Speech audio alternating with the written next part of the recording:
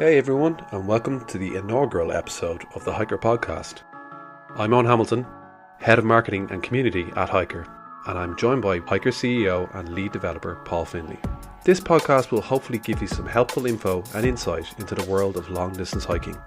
In this episode, we reminisce of our trip to the south of England to complete the 100-mile South Downs Way. If you haven't already, be sure to download the HiiKER app or visit hiiker.app to find thousands of long-distance trails from all over the world. So without further ado, here is our first episode of the HiiKER Podcast. Please enjoy.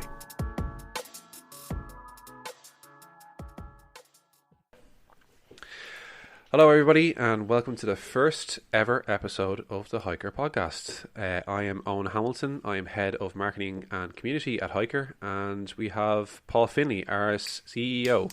Say hi, Paul. How's things, Eoin? How are you keeping? I'm not bad, Paul. How are you?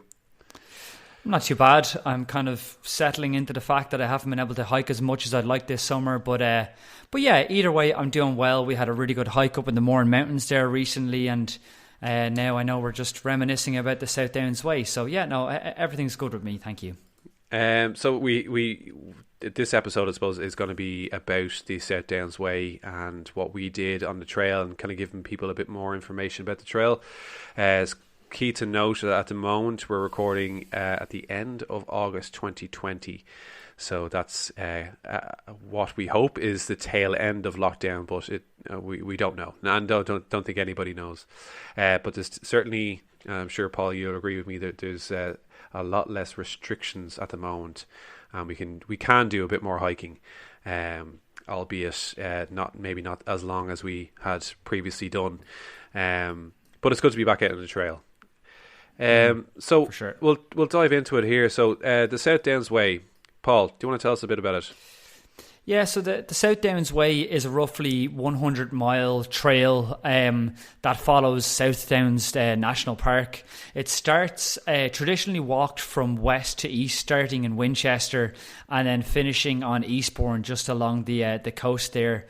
It's generally a pretty, relatively easy trail. There's no difficult elevation gains. I think that the highest elevation you reach during the trail is about like 750 or 800 feet. So not overly challenging, but then equally in some places it can be kind of deceiving and perhaps a little bit more challenging than some people might expect. Mm-hmm. It's pretty heavily trafficked. It's quite a busy trail. You're definitely going to have kind of some, bikers going past you at times and that. But all in all, I found it a really enjoyable experience. Beautiful climate down that part of the world, and very much an easygoing trail. A great introduction to long-distance hiking in my mind. Absolutely, and I agree with you, but I don't know if my 10-year-old daughter, Katelynn, would agree with you. Last year, myself, Paul, Paul's fiancée, Emer, and my daughter, Katelynn, 10 at the time, we banded together. We flew over to the UK, and we embarked on the South Downs Way. Not just Katelynn's first. It was a first for everything. There was first camping trip. There was first long distance hike. There was the first few things, and it was the first few things for the rest of us as well. But certainly an enjoyable and memorable trip. So to give you a bit more context about when we did it as well, we ended up doing it in the middle of what seemed to be a heat wave. It was, I think, at one stage it was like 35 degrees on the first day. Oh yeah, walking from what we started in Eastbourne and headed towards Winchester, but I just remember walking along the Seven Sisters, and it was so warm, particularly after Burling Gap there, and it was just so warm. I remember those kind of you're going up and down along the hills there that can be quite deceiving just after Burling Gap, and I just remember the heat. I don't think I've ever felt anything like the heat there. It just took your energy and breath away. It was a very challenging. I can't remember what distance it is to Alfriston. I think it's only like about maybe 22 or 23 kilometers, maybe about 16 or 17 miles or so, maybe a bit less, and it was very, very tough. It really was, but really enjoyable hiking nonetheless. Absolutely, yeah. So I didn't drag Katelynn through the whole thing. We got to the lunch spot, and the two of us hopped into a taxi to Alfriston. So we stayed in Alfriston and Paul and Emer, they caught up with us. They walked the entire way, and we stayed in the Alfriston campsite, which was actually a really, really nice campsite. I don't think I've stayed in anywhere quite as well kept as a campsite. Lots of space. It was just right off the trail as well. There was toilets and showers and everything. There's running water, everything that you would need. There would be opportunities for wild camping, though. Am I right in saying that? There would be. Now, it's, I suppose, strictly going by the rule of the law, it isn't legal along the South Downs Way, but equally you see people wild camping all the time, and I think it's very much about having a leave no trace attitude when it comes that you are setting up camp very last thing at night, and you are up before anyone else is up first thing in the crack of morning, which could be challenging during the summertime.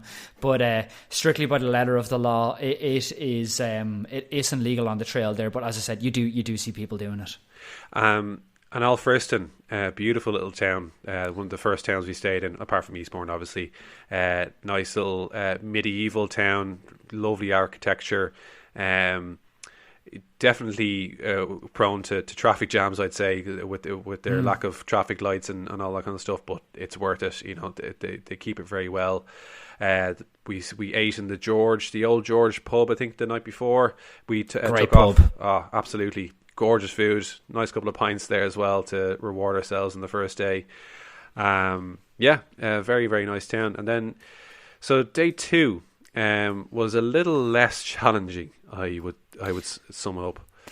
Yeah, we only I'd say we did in or around, I think it was only about 6 or 7 miles we did that day. It was actually perfect because, again, as Owen said, it was Katelynn's first time doing a long distance hike, so she definitely had a baptism of fire on the first day. So it was actually the perfect next day. Absolutely, it was the perfect next day though, in that we only went as far as the YHA South Downs, which, as I said, only 6 or 7 miles along the way, and it was really nice hiking. You're up on top of a ridge all the way along there. You're quite high up, not really much ups and downs, just comfortable hiking, really beautiful views all the way along. It's just, you get these rolling, just pristine pasture lands all the way along there. It really is stunning. Absolutely. And I think, and then we got to the lodge. I think we were all pretty thankful that it was a short day. But then we got to take a little trip from there into Brighton for the evening. Yes, Fato Mano, the famous pizzeria. We bumped into a guy at some. We were taking a break at some point, and he said, "If you're going into Brighton, you have to go to Fato Mano." And it became basically all we said for the entire trip. And we did go, and we did give it a 5-star review. It was gorgeous. I think what you actually kind of hit on one of the things about the trail for me, and the people actually made part of the trail for me. Everybody was super friendly. It was just completely, there was no impersonalness. Anytime you've seen somebody on the trail, always really friendly, welcoming, asking how you're getting on there. We were just sitting there having lunch, and then he recommends this pizza place, and that really is one of my favourite things about the South Downs Way, the people and how friendly the people are around that part of the world. And actually, now that you say it, I had a few interactions with people along the way, people hiking the opposite directions and stopping and chatting. It was lovely. But do you remember they had the little signs on some of the signposts for the South Downs Way that would indicate who owned the land that you were walking through, and give you a little bit of information about it. Yeah, and give you a little information about the farmer and stuff like that. That was really interesting. It was a really cool feature of the trail. Yeah, because in the UK it's nearly the opposite to Ireland in terms of the right to roam. There's just more welcoming laws for hikers and for long distance hikers over there. So it was really nice to see, and like the contribution that the landowners have there, and that they get some recognition for the work that they do and maintaining the trails. I'm glad you mentioned it, because that was one of the things, obviously being from Ireland, one of the things I was most taken back about was how it is like a motorway of hiking trails going everywhere. You come past these signs and there's trails everywhere. The right to roam over there, and the quantity of walking paths they have is it must be second to none around the world. It's absolutely beautiful, to the point where it's quite easy to get lost. Myself and Emer actually got lost a couple of times as well. We went pretty drastically wrong a few times, just because there's so many. So you literally arrive at junctions with like 5-6 different paths going everywhere. It's absolutely amazing. It really is. Well, I'm glad she had a HiiKER with you when you were over there. Shameless plug. It is called the HiiKER Podcast. So. Yeah, absolutely. So we took a trip into Brighton. We got to see the sights there. Got some resupply for the next day, and then the next day ended up being a bit of a disaster. So the next day we woke up, and while it was raining day 2, day 3 was torrential rain. So I think the high pressure from the heat a couple of days ago had given in, and the rain was crazy. We couldn't hike in it. We didn't have proper waterproofs. We weren't expecting that kind of rain. So we decided to take a day off. Now a day off, we still managed to. I checked my pedometer. I still managed to do about 25,000 steps because we were walking around Brighton. We went back into Brighton again, and we just walked around. We got some food. We did some work for the app as well, and then we realised that we had planned to walk a lot further along the trail, and we were planning to stay in a campsite, I believe. But because we were stuck, we ended up having to find somewhere to stay nearby. So we ended up getting a taxi from Brighton up to a town called Stenning, I believe it's called, to a B&B. Now the B&B, I'll try and insert it digitally after this. I'll put it in the show notes. But we stayed in this beautiful B&B in Stenning. We got the 5-star treatment. It had a pool. It had a pool table. It had a table tennis table.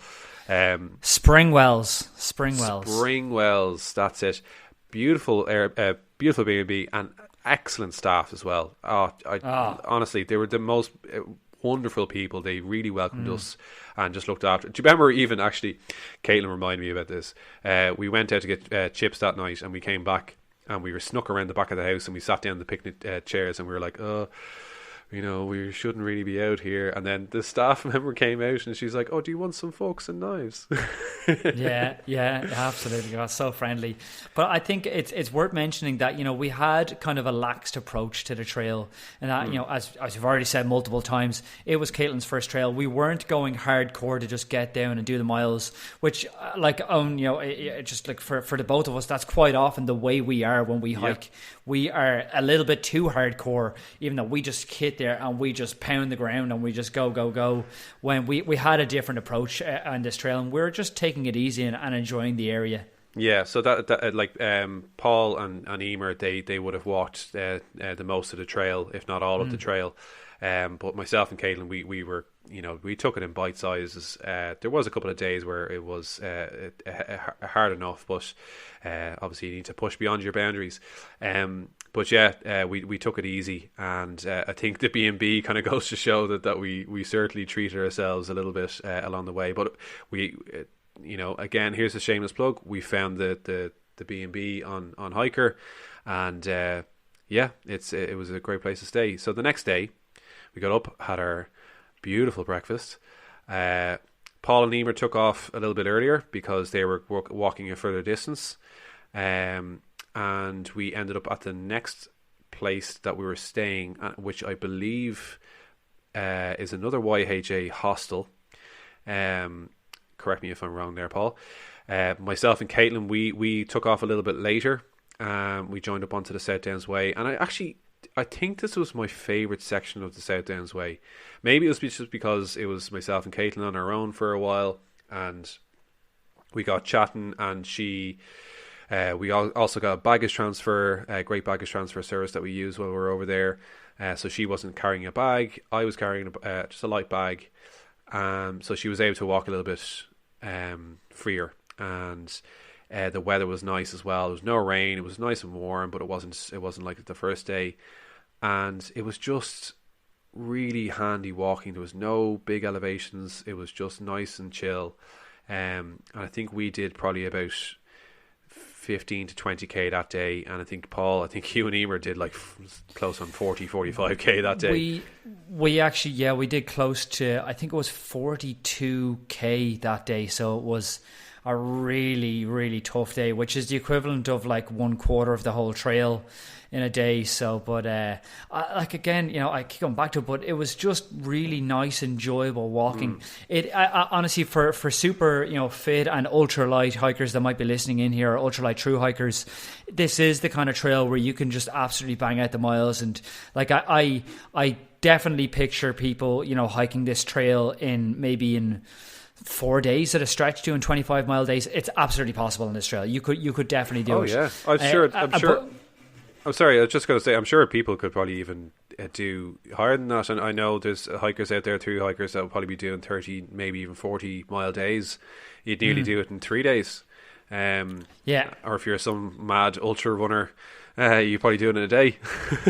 Yeah, actually interesting to know. I wonder what the record for the trail is itself, but yeah, no, it is. And again, I know some people will be very quick to criticize people kind of parent children, but I actually really think it is a trail that you could do at a very fast pace and still really enjoy, because it's not stunning, or not stunning is the right. It's not kind of massive, majestic mountains around that. It's just really nice, easy going scenery and beautiful area, and generally really nice climate. So yeah, it is a great trail for that kind of hike. So I just looked it up there, and the world record for the South Downs Way was made by Mark Perkins in 2014. Let me guess. Okay. I'm gonna say 20 hours. Nope. Lower. Am I close? Lower. Yeah. I think averaging the equivalent of 6 miles per hour, so that would leave it at 10 hours. No, not that quick. So he did it in 14 hours. 3 minutes. So when I was saying 10 hours, 14 hours. 40. Wow, that is really impressive. Yeah, that's insane. So that was at the Centurion Running South Downs Way 100 event. I can't believe that somebody started at like 7 o'clock and then finished in the evening for pizza. A lot of pizza. Fat Romano. that really is stunning. But I'm not surprised. Again, it is the perfect trail for that kind of a thing. It is. It really is. And again, it speaks to the trail itself, perfectly maintained. If I could take a plug back from the app, you probably don't need an app for this trail. Although I did get lost, but you actually don't. You don't specifically need an app for this trail. It is great for finding some of the amenities along the way, but like it is really well signposted for the most part. And where I found the app valuable is to look if you want to find little detours or alternative routes or anything like that. It was really handy. But again, a great trail in that way. Absolutely. So as I said, we hiked on to the next place, which I'm trying to find the name of the. Oh, it was it was called like the Eco Lodge or something like that. It's called. Was it Weatherdown? Weatherdown, that's the one. Yeah. Yes. Weatherdown, is it like Weatherdown Eco Lodge or something like that? It's called. That's the one. Yeah, it's like an old abandoned agricultural college. It kind of feels like. I don't know what it actually is, but that's what it has the kind of feel of. It's so quiet when we were there. It was so quiet, but myself and Katelynn took a walk around the grounds. Like the grounds are huge, and they had there was multiple campsites around the place. There was in the building that we were in. There was only another couple, so there was us four and another couple, and that was it. There was no one else in the building, it was so simple, so straightforward, but it was like a really, really nice place to stay, nice and quiet. Considering it was in the height of summer, you couldn't really ask for anything better at a time like that. So we stayed there, and then again we got up the next morning. You guys got up a little bit earlier, and you took off for another monster day. But we say monster, but it was, again, it's not crazy hiking. Oh, I didn't go into the trail that fit. I wouldn't have been particularly fit going out. I wouldn't have been unfit, but I wouldn't have been particularly fit either. I think it left us at probably about maybe 36k or so for the last day. again, comfortable hiking with a bit of a detour along the way, if I remember correctly. Yeah, so I'll start this one because I think I hit it first, or myself and Katelynn did. So instead of going with Paul and Emer, myself and Katelynn took a taxi out to a point in the road which looked like a junction that kind of went across the roads quite easily. And we drove out there, and as I was driving up, I noticed that there was all these funny looking tents everywhere. I was wondering, what the hell is this? And as we got closer, there just seemed to be more of them, getting bigger and bigger and bigger. And then eventually we pulled up the side of the road, and there was this massive green fence going around exactly where we needed to go, like blocking the path that we needed to go on. And we got out of the taxi in the middle of the road, and this guy comes walking over to us and goes, where do you think you're going? And I said, we're going on the South Downs Way. He goes, you can't come through here. We're building a festival. We actually ended up we walked to the grounds of the Boomtown Festival. Yes, that was what it's called, yes. And I don't know what the guy thought I was doing, but like I was like myself and my daughter, we want to get back onto the South Downs Way. And he was like, well, you're going to have to go around that way. We ended up having to walk an additional 4 kilometers to get around the festival, and then we actually ended up walking through the grounds of the festival while they were building everything, and we got the oddest looks from everybody. There was massive machinery going everywhere, and I was a little bit anxious about it, but it was grand. And then we continued on, and we ended up getting back onto the South Downs Way. And yeah, it was just a very, very strange thing to wake up on the last day thinking you're getting onto this trail, and then all of a sudden you're in this weird, almost dystopian land, because they had like this, I don't know if you've seen some of the set, Paul. There was like, it was nearly like what's that festival in the middle of nowhere in America? Burning Man. I know what you're talking about. Yes, yeah, Burning Man. Yeah, Burning Man. There was loads of stuff like that were just hanging out from everywhere, and yeah, it was just very strange. Yeah, I know, it was definitely strange. It was, I think it's on that last stretch. You go over Beacon Hill, and I actually remember coming over Beacon Hill, and I think it was just over there that there was a guy selling coffee right on the trail there, and that was like almost made the day for me when I got some really good early coffee, and that was absolutely brilliant. And then there is the most perfectly placed Pizza Express right at the very end of the trail. Yes, and yes. I just remember that, and Katelynn reminded me about that as well, because I asked her, because when we got to the end of the trail, the trailhead, there's another monument similar to what was in Eastbourne. It was like this lovely wood carving that shows the elevation profile of the trail. Actually, it's really, really nice. And at the one that's in Winchester is attached to a gallery, I guess it is. But the gallery had just closed. Like, we missed it by about 5 or 6 minutes, and there's a gate at the front, so we actually couldn't get in. So the pictures that we put up on Instagram of us finishing the trail were actually from the day after, because we had to go back and get those pictures. But then, because I was asking Kate, do you remember anything about the end of the trail? And she goes, yes, we had pizza. Honestly, that is a note though, and I've heard a lot of people mention that about the end of the trail, that it is quite frustrating. Again, if we can recommend for any improvements to the trail there, that monument needs to be out there, because almost every picture I've seen on that, there's a South Downs Way Facebook group, again, something I highly recommend anybody's thinking about hiking the trail, go on. It's a great resource. There's lots of people talking about the trail there, and any questions you might have, it's a great place to ask them. But almost every picture, it's not the person beside the monument. It's either a person too early in the morning standing outside the monument, or arriving too late in the evening. Yeah. So they badly need to move that out there. Or I actually think where they should have the end of the trail is actually right at Alfred. There's a giant statue of the old English king, or the old king of Wessex, if I'm correct, Alfred the Great. And there's a giant, really beautiful statue of him. So that's where the trail should end, or that's certainly where it ended for me anyway. and that's just down the way. But it is. Winchester itself is the most stunningly beautiful city. It is, because a friend of ours, actually, his girlfriend is actually from Winchester. Hey Claire, and oh my god, it is like, I just remember walking up through the trail, comes up through the cathedral there in the town.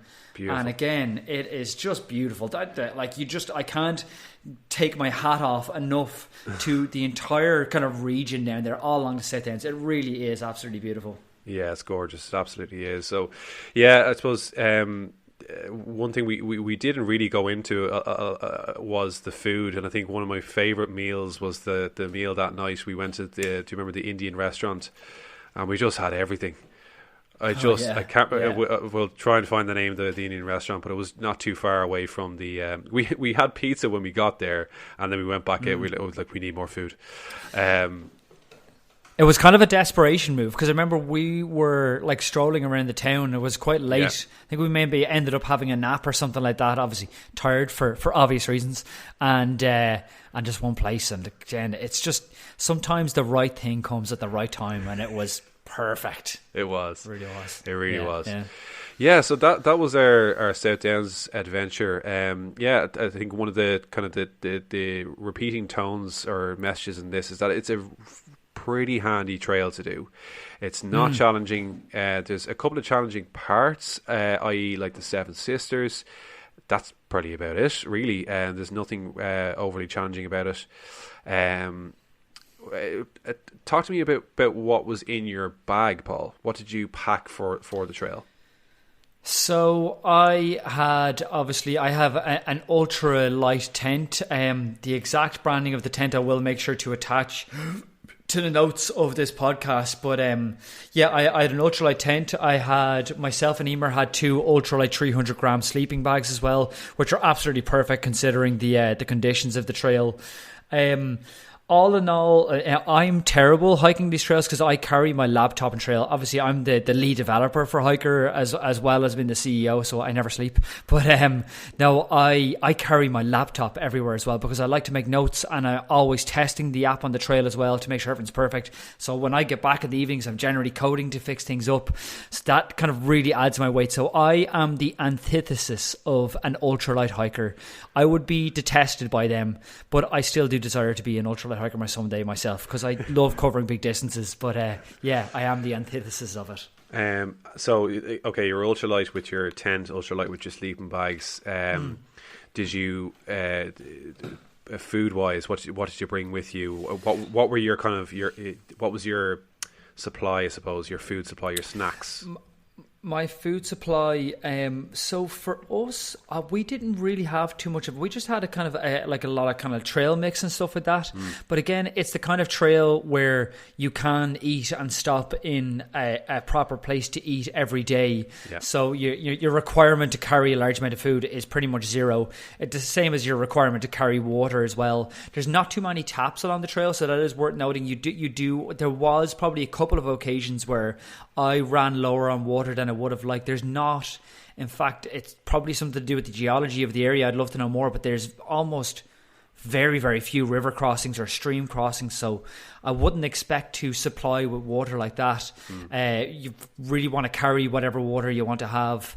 There is a couple of taps on the trail along the way, but it definitely is worth making sure you have enough water. There's a couple of times where it got a little bit hairy for me, or more. I had less water than I would have liked to have. Yeah.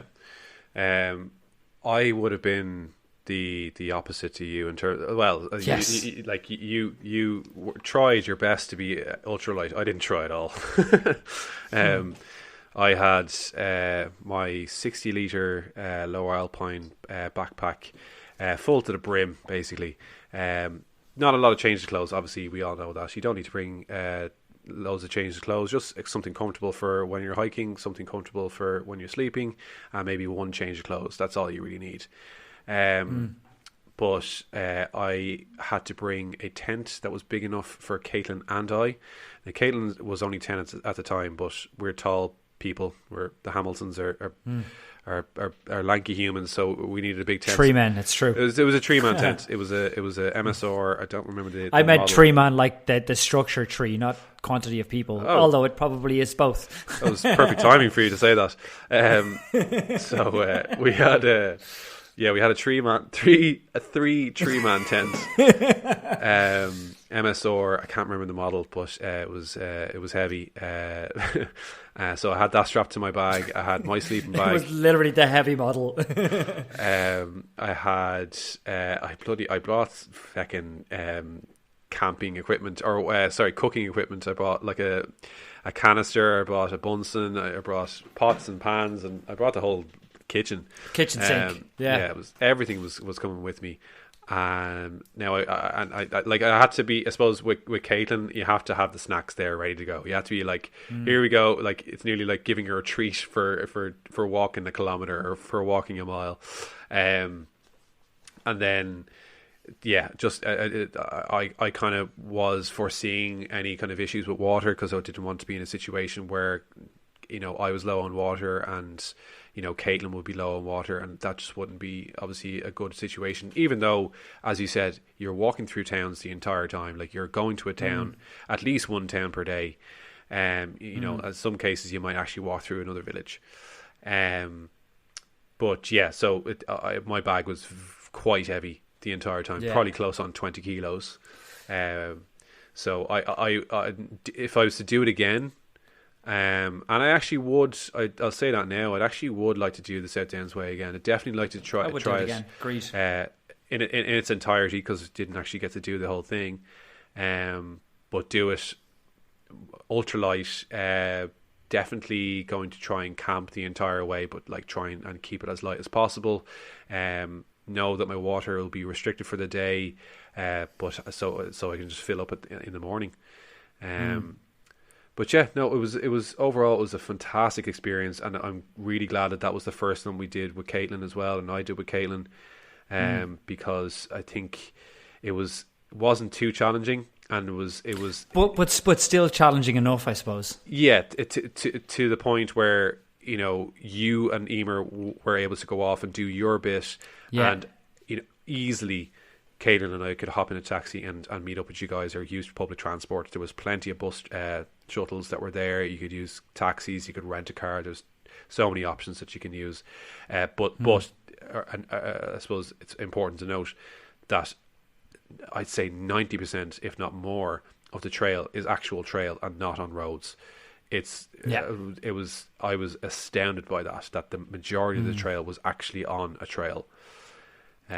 Proper trail. No, that was a really enjoyable element of it. Agreed. Cool. I suppose. Go on. Sorry, you go ahead. I was going to say, who wants to go first with their rating for the trail? So I was going to say, how would you rate? So I was going to, I suppose, introduce this, that like we're hoping to finish all of these episodes with a bit of a rating out of 5. We don't know if the ratings will be obscured. I don't know what's going to happen with it, but I'm going to give my rating out of this. Actually, no, Paul, you go first.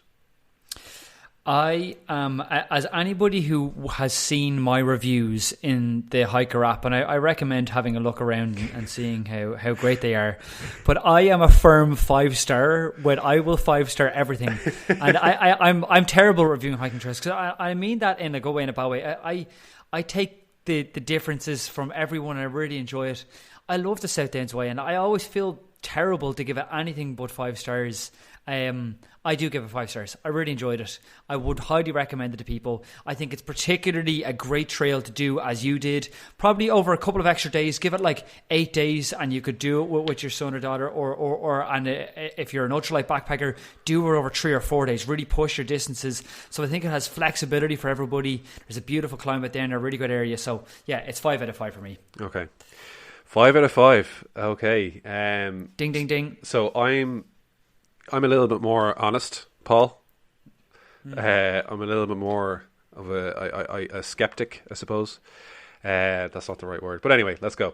So I'm going to give this a 4.5. How skeptical of you. I just don't want to. I just don't want to go give it a full 5. I don't know why. I can't give it the full 5. I had a fantastic time. It was one of the best hikes that I've done.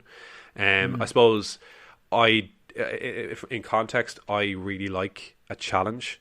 I really like pushing myself every single time, every single day, and I don't think I felt like that, but that was, that's just because of the way it worked out. I did it with Katelynn, and we were limited to the distances that we could do each day.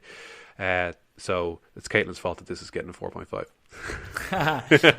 But I wonder, do you want to just even add a note for anybody who, and I know it might be a huge group of people, but people who do want to consider hiking a trail with their kids, is there any notes or particular takeaways you had for that? Yeah, would certainly learn it the hard way, but it's okay. Set Down Way was certainly the best trail to do this on. There's I'm sure there's trails in Ireland that we could have done it on as well, but we saw this as an excursion. Like, we were leaving the country where we're from. We're leaving Ireland. We're going somewhere else. We're trying something. I suppose have confidence and trust in your kids to be able to do this, because they can surprise you. And Katelynn certainly surprised me on a couple of occasions. There was the moaning and the groaning and everything like that, but you can get past that. But there was a couple of times where I nearly shed a tear. You'd look and I just looked to my side, and she was walking with purpose. Even though we had been walking for hours and hours and hours, and she surprised me. She really pushed it a few times without me even asking her to. And I think that will go for most kids. They'll surprise you. Trust that they'll do it. Don't push them too far. Like, pick a trail that is going to be within their limits. You think that they're going to be able to do. There's other ways of doing it as well. Like what we did. You don't have to do the entire trail. You can use public transport. You can skip ahead and stay in somewhere, and your partner might meet up with you. Or you can just do in sections, or not even go the whole distance. Only do a section and out and back, or a loop, or something like that. But yeah, no, it's kids, they do have good fun in these things, and I suppose challenging your kids is very important, and this is certainly a good way of doing that. Absolutely. Okay, I guess, will we leave it there, Paul? Do you have anything else you want to add in? That's it. No. That's it. It's actually really enjoyable to reminisce about the trail. Great. I suppose so. That's our first episode. Hopefully, we'll get this up very soon. And yeah, we're going to be talking about more and more trails that we've done, and trails that we haven't done. We might bring on speakers and different hikers that have done it, and looking forward to doing more of these. Brilliant, thank you. All right, cheers, Paul. Bye bye. Best luck. Bye bye.